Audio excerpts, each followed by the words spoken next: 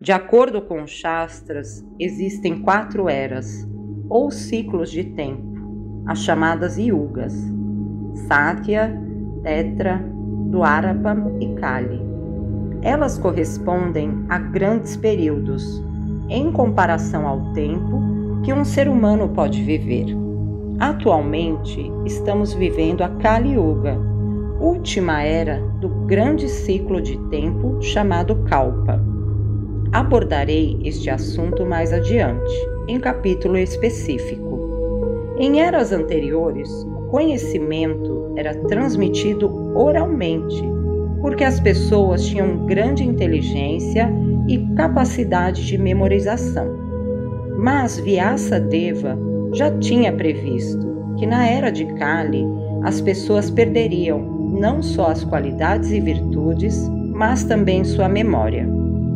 Ora, basta vermos a forma de vida que existe nas cidades atualmente.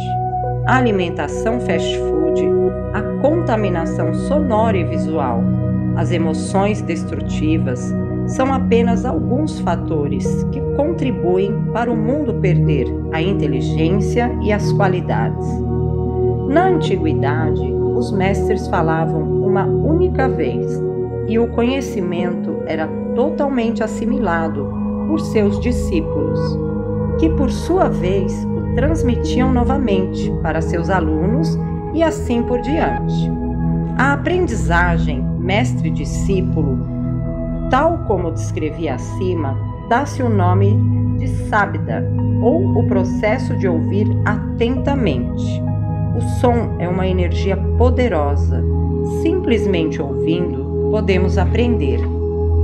E segundo os Vedas, a melhor forma de aprender sobre assuntos superiores é ouvir os gurus, as únicas autoridades. Shabda é o verbo ouvir. Eu já vi gente que vai para a escola e ele não estuda. Você pode perceber que tem alunos que não estudam e tiram notas, sempre tiram nota boa. Isso é uma coisa interessante, ou seja, o cara, se você perguntar para ele, você estuda? Não, eu não estudo. Mas o que ele faz? Durante a aula, ele presta muita atenção no que o professor está falando. Quer dizer, quando o professor está falando, tá, teoricamente, ele está com um desejo de ensinar, de transferir o conhecimento. Então existe um sentimento de transferência de conhecimento, em relação àquilo que ele está passando ali na lousa ou então na apostila, ele está falando sobre aquilo.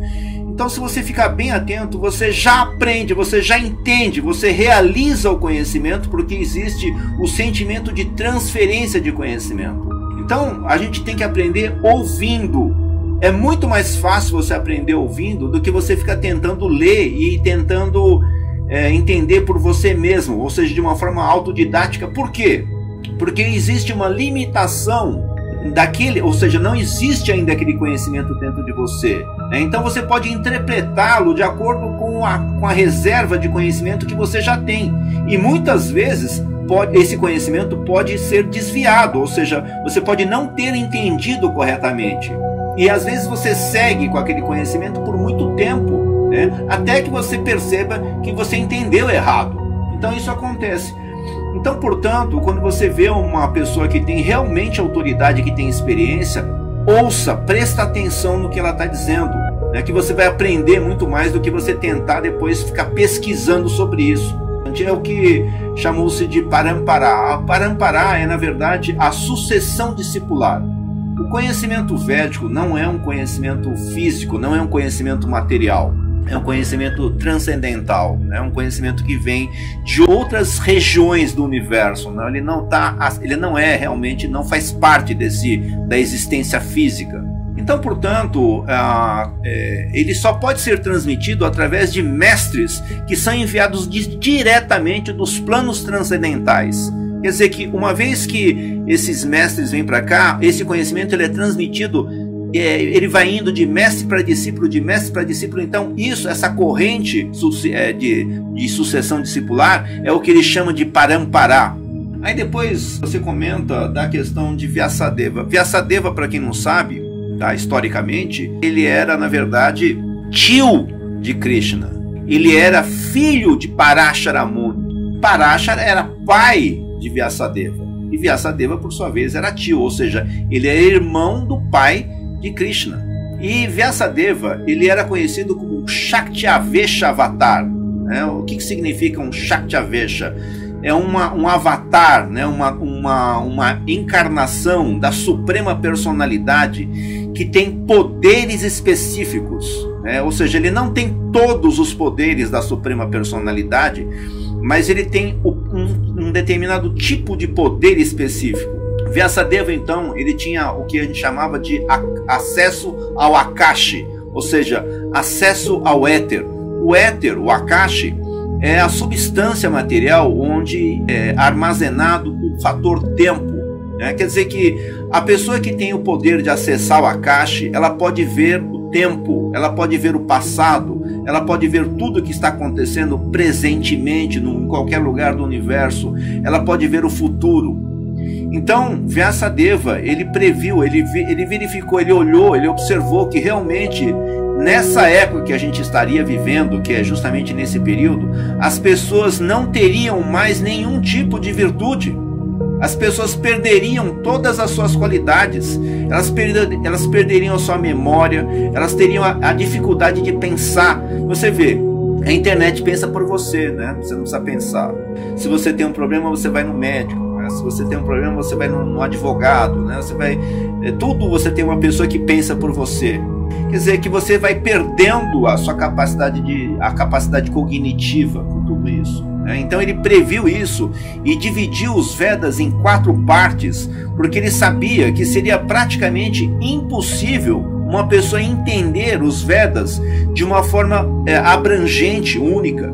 Então por isso que ele dividiu os Vedas em 4 partes, assim como nós aqui no mundo ocidental, na questão pedagógica, nós dividimos essa questão de exatas humanas e biomédicas, né? Ou seja, você não pode fazer exatas humanas e biomédicas, você pode só fazer exatas, ou você faz humanas ou você faz biomédicas. Mas então ele dividiu justamente porque ele sabia que as pessoas não conseguiriam ter foco, elas não conseguiriam ter a capacidade intelectual, né, para entender. E por que isso? Porque as pessoas foram se desvirtuando, elas foram perdendo virtudes.